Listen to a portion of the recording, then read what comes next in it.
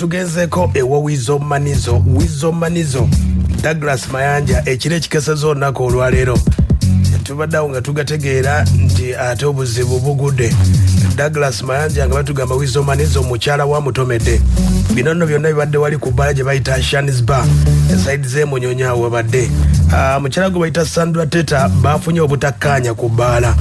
Wizo Manizo yabadde n'emikwano gye okwabadde Viper Rankings waliwo n'emikwano gye abalala babaddewo nti obutakkaanya bwazise nga kigambibwa nti mukyala wa Wizo Manizo yavuddeyo ng'awanda muliro ng'agamba nti Wizo Manizo ava ewaka nga talina kaleseewo abaana abaleka njala ate n'agenda mu mabaala okubeera ng'akyakala.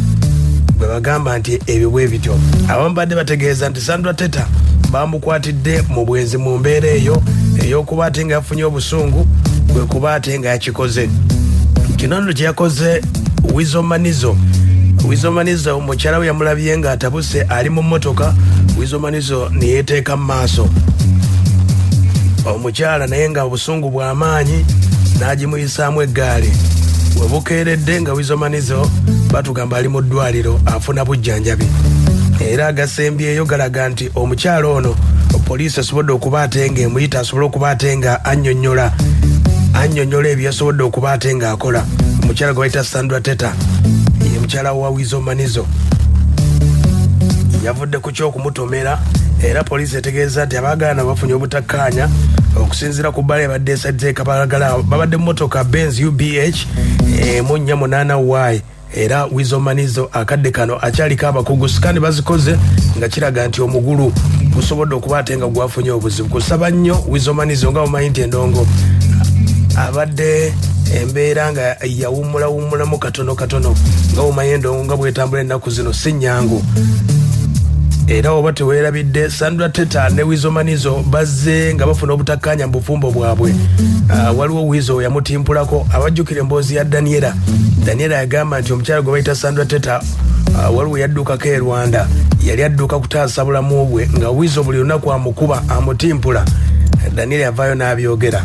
Akadde kano bafunye obutakkaanya Wizo Manizo ne Sandra Teta embeera n'ebeera bwetyo. Sandra Teta Wizo Manizo n'amutomera akadde kano ali mu ddwaliro kigambibwa nti amagulu abiri oba erimu bwe liba teryamenyese embeera mbi nnyo okusinziira ku biwandiiko nga bwe biri akadde kano. Naye nga yo poliisi omukyala emukutte asobole okuba ate nga akola statement embeera yavudde ku ki.